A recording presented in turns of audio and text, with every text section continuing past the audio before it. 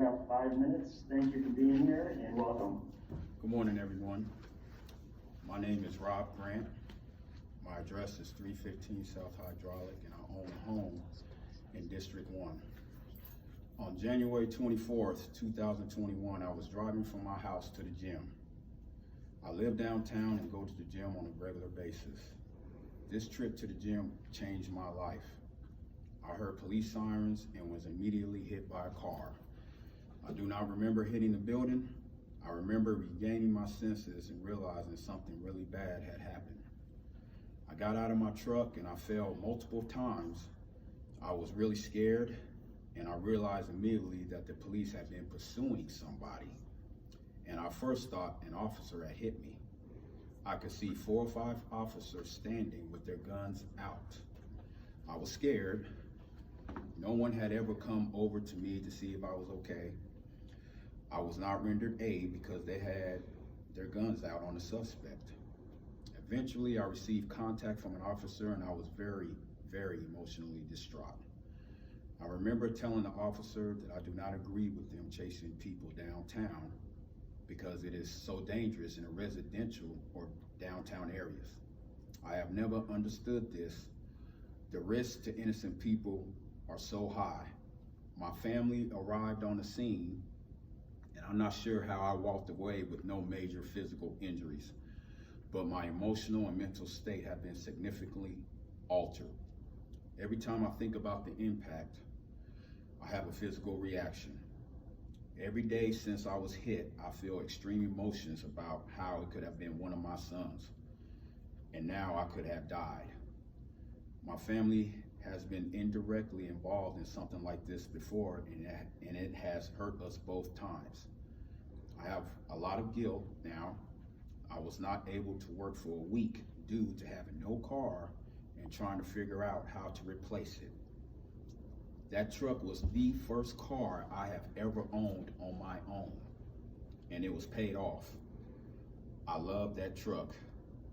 This is a burden on my family, and our lives went into a tailspin in an instant because of this wreck that may have been avoidable if she wasn't being chased.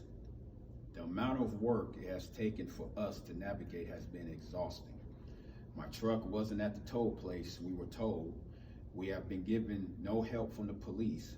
We can't even get a repeat police report for 6 weeks.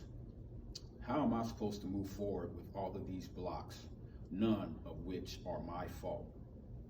Once I located my truck, I had to pay the tow company. I wouldn't have had to pay that if it wasn't for this wreck.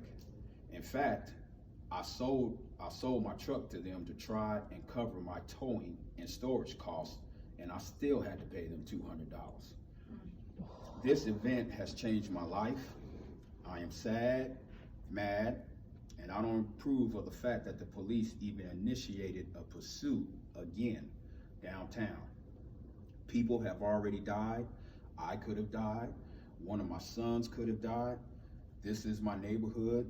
This is where I live. What could she have done what could she have done to be chased?